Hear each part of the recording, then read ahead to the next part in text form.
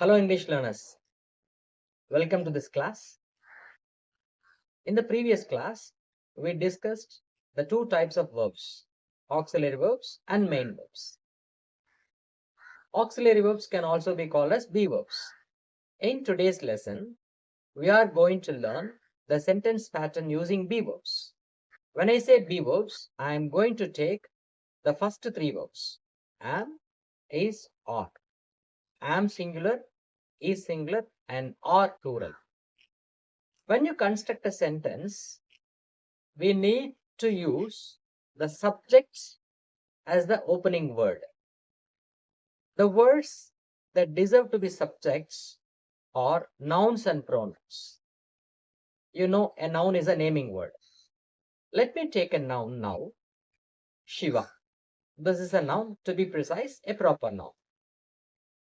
The subject should be immediately followed by the verb. Am singular, is singular, or is plural. So I am eliminating or because it is plural. Remember, the subject and verb should be in the same number. That means the subject is singular, the verb should be singular.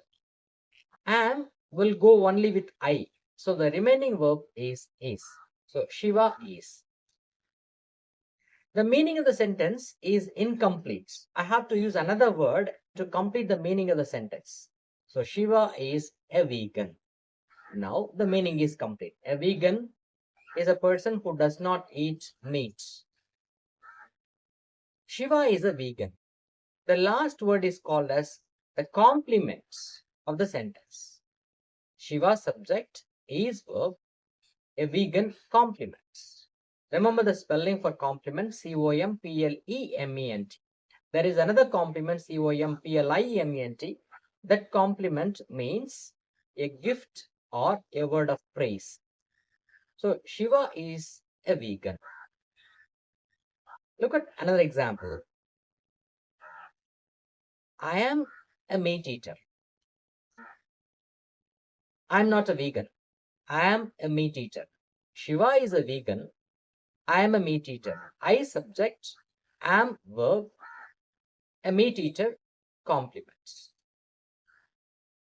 Coffee and tea are stimulants. Now I have taken two words together to form the subject of the sentence, coffee and tea. So I have chosen the verb in plural form, that is are. Coffee and tea are stimulants. So coffee and tea subject, are verb, stimulants complements. In today's lesson, we have learned the subject verb complement structure. Let's learn the negatives and questions in the following lessons. Thanks for your time. Have a good day.